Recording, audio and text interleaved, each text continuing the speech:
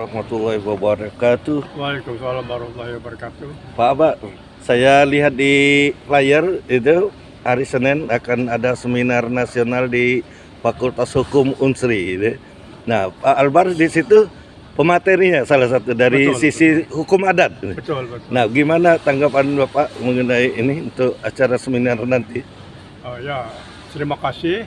Jadi memang besok itu hari Senin itu ada seminar nasional yang diselenggarakan oleh Fakultas Hukum Unsri dengan mengundang guru besar dari UI, ada dosen dari Brawijaya, termasuk saya juga akan memberikan makalah.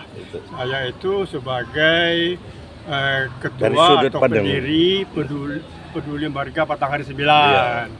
Nah, makalah saya itu nanti yang berjudul adalah hukum adat di dalam pemidanaan KUHP. Yes. Memang dengan berlakunya KUHP baru dan PP 55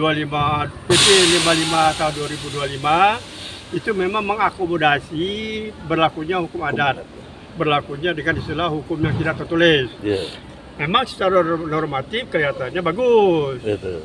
Tapi kalau dilihat secara empiris, pengalaman saya sebagai praktisi lembaga adat, itu kendala yang dihadapi adalah pada saat di daerah. Itu. Kenapa? Karena itu harus ditentukan dengan perda. Jadi peraturan pemerintah nomor 55 tahun 2025 itu memerintahkan Pemda Kabupaten untuk membuat perda pidana adat. Itu. Nah, di sinilah persoalannya. Kenapa?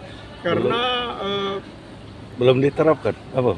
Sumber daya manusianya di daerah boleh didapat. Iya. Sudah itu kemauan political will dari eksekutif, dari legislatif tidak mendukung. Kabupaten. Pengalaman saya hampir 21 tahun diperintahkan membuat perda oleh pemerintah Pemda, sampai sekarang hanya satu kabupaten yang bisa membuat, yaitu Kabupaten Banyuasin. Itu pun dibantu oleh dari Komnas HAM waktu itu dan saya ikut menyusun. Yang kedua, memang persoalannya adalah pertanyaan kenapa harus melalui perda? Kok hukum adat melalui perda? Padahal rumusan adat itu adalah hukum asli Indonesia yang tidak tertulis dalam bentuk perundang-undangan. Dan sekarang kalau dibuat perda kan tertulis.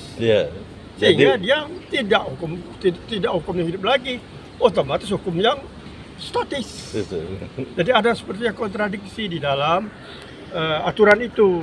Nah, kita ambil contoh saja Undang-Undang 14 tahun 70. Di situ dikatakan hakim sebagai penegak hukum harus menggali nilai-nilai yang hidup dalam masyarakat.